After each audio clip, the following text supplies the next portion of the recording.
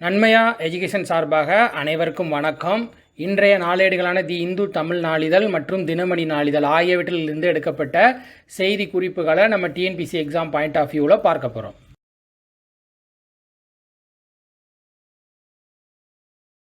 முதலாவதாக தேசிய செய்திகளில் பார்த்தீங்கன்னா, கேரள மாநிலத்தில் சிறையில் இருக்கக்கூடிய கைதிகளின் குழந்தைகளுக்கு கல்விக்கு நிதியுதவி வழங்குவதாக கேரள சமூக நீதித்துறை அமைச்சகம் முடிவு செஞ்சுருக்காங்க. இதை பார்த்தீங்கன்னா தகுதிகான் சேவைகளின் ஒரு பகுதியாக செயல்படுத்த இருக்காங்க. என்ன அப்படின்னு பார்த்தீங்கன்னா, கைதிகளினுடைய குழந்தைகளை சமுதாய நீரோட்டத்துக்குள்ள கொண்டு வருவதை இதனுடைய முக்கிய நோக்கமாக வச்சிருக்காங்க. இதன்படி பார்த்தீங்கன்னா, குழந்தைகளின் அடிப்படை கல்விக்காக ரூபாய் 15 லட்சமும் உயர்கல்வி அல்லது தொழிற்கல்விக்காக ரூபாய் 5 லட்சம் வழங்கப்படும் அப்படிங்கிறது சொல்லியிருக்காங்க. இதன் மூலமாக பார்த்தீங்கன்னா 5 வயதுக்கு உட்பட்ட குழந்தைகள் 1 முதல் 5 வகுப்பு வரை படிப்பவர்களுக்கு மாதத்திற்கு 300 ரூபாயும், 6 முதல் 10ஆம் வகுப்பு வரை படிப்பவர்களுக்கு ரூபாய் 500, மேல்நிலை கல்வி பயில்பவர்களுக்கு ரூபாய் 750, பட்டப்படிப்பு மற்றும் தொழிற்கல்வி படிப்பவர்களுக்கு ரூபாய் 1000 என்ற அளவில் நிதியுதவி வழங்கப்படும் அப்படிங்கிறது சொல்லியிருக்காங்க. தொழிற்கல்வி படிப்புக்கான நிதி உதவியானது ஆயுள் தண்டனை அல்லது மரண தண்டனை கைதிகளின் குழந்தைகளுக்கு வழங்கப்படும் அப்படிங்கிறது சொல்லியிருக்காங்க. பல்வேறு படிப்புகளுக்கு வேறுபட்ட கட்டணங்கள் உள்ள நிலையில் ஒவ்வொரு மாணவருக்கும் அதிகபட்சமாக பார்த்தீங்கன்னா 1 லட்சம் நிதியுதவி வழங்கப்படும் அப்படிங்கிறது சொல்லியிருக்காங்க. இது அவங்களுடைய சிறை காவலர்கள் மூலமாக அவருடைய வங்கி கணக்கில் செலுத்தப்படும் அப்படிங்கிறத சொல்லியிருக்காங்க.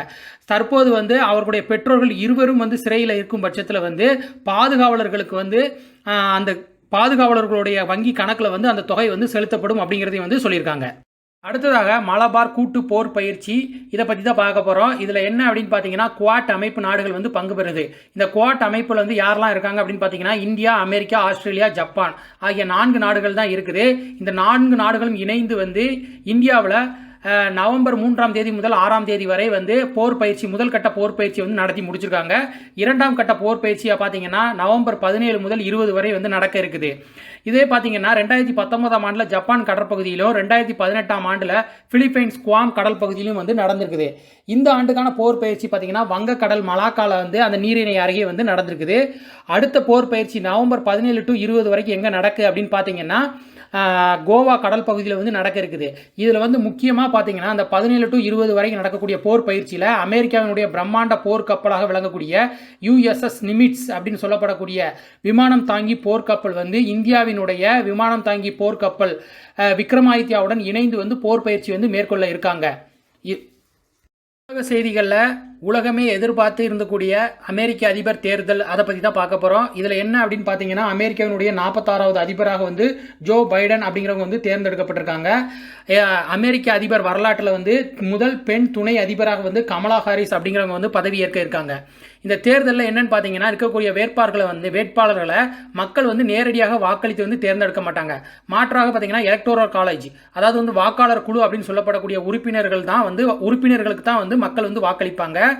இது பார்த்தீங்கன்னா அமெரிக்காவில் 50 மாகாணங்கள்ல இருக்கு. ஒட்டுமொத்தமாக பார்த்தீங்கன்னா 538 வாக்காளர்கள் இருக்காங்க. இந்த குழு உறுப்பினர்கள் அதிபர் யார் என்பதை தேர்ந்தெடுப்பாங்க. இதில் பார்த்தீங்கன்னா இந்த குழு உறுப்பினர்கள் மொத்தமாக 270 உறுப்பினர்களின் ஆதரவை பெறக்கூடிய வேட்பாளரே அதிபராக அறிவிப்பாங்க. இந்த ஆண்டு தேர்தலில் பார்த்தீங்கன்னா முக்கிய நிகழ்வாக என்ன நடந்திருக்கு அப்படின்னு பார்த்தீங்கன்னா, தபால் மூலமாக மட்டும் பார்த்தீங்கன்னா 10 கோடி பேர் வாக்களிச்சிருக்காங்க. இந்த வரக்கூடிய டிசம்பர் மாதம் 14ஆம் தேதி தான் பார்த்தீங்கன்னா வாக்காளர் குழு தனது வாக்கினை அதிகாரப்பூர்வமாக பதிவு செய்யும். அதன் அடிப்படையில் பார்த்தீங்கன்னா ஜனவரி 6ஆம் தேதி அமெரிக்க நாடாளுமன்றம் கூடி முடிவுகளை அதிகாரப்பூர்வமாக அறிவிக்கும். ஜனவரி 20ஆம் தேதி புதிய அதிபர் மற்றும் துணை அதிபர் பதவி ஏற்பாங்க. அமெரிக்காவின் 46வது புதிய அதிபராக ஜோ பைடன் பதவி ஏற்க இருக்காங்க. அடுத்ததாக பார்த்தீங்கன்னா, ஐக்கிய அரபு அமீரகத்தில் கடுமையான தனிநபர் சட்டத்தில் மத அடிப்படையிலான பல்வேறு தளர்வுகளை அந்த நாடு அறிவிச்சிருக்காங்க. இதில் சில முக்கியமான தளர்வுகளை மட்டும் நம்ம பார்க்க போகிறோம். முதலாவதாக பார்த்தீங்கன்னா, தனிநபர்கள் மதுவை வாங்குவதற்கும் வீட்டில் வைப்பதற்கும் உரிமம், அதாவது லைசன்ஸ் பெற வேண்டிய அவசியம் இருந்துச்சு. ஆனால் இப்போ அந்த அவசியம் இல்லை. அதே மாதிரி பார்த்தீங்கன்னா, திருமணமாகாத இருவர் தனிநபர் சட்டத்தில் வசிப்பது கீழ் குற்றமாக இருந்துச்சு. இது மற்ற வெளிநாட்டினருக்கு தண்டனையை அச்சத்தை ஏற்படுத்தி வந்துச்சு.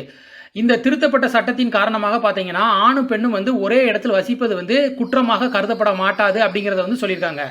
அதே மாதிரி ஆணவ கொலைகளுக்கு அளிக்கப்பட்டு வந்த சட்ட பாதுகாப்பும் இப்போ நீக்கியிருக்காங்க.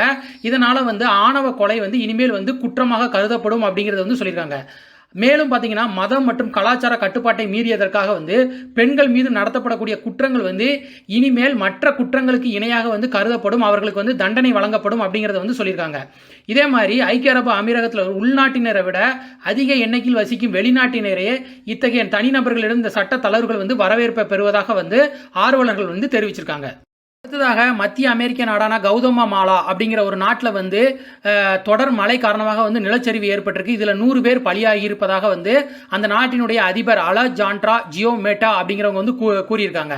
இது என்ன அப்படின்னு பார்த்தீங்கன்னா, கரிபியன் கடலில் உருவான ஈடா புயல் காரணமாக தான் வந்து கௌதமா மாலாவில் வந்து தொடர் மழை வந்து ஏற்பட்டதாக வந்து சொல்லியிருக்காங்க.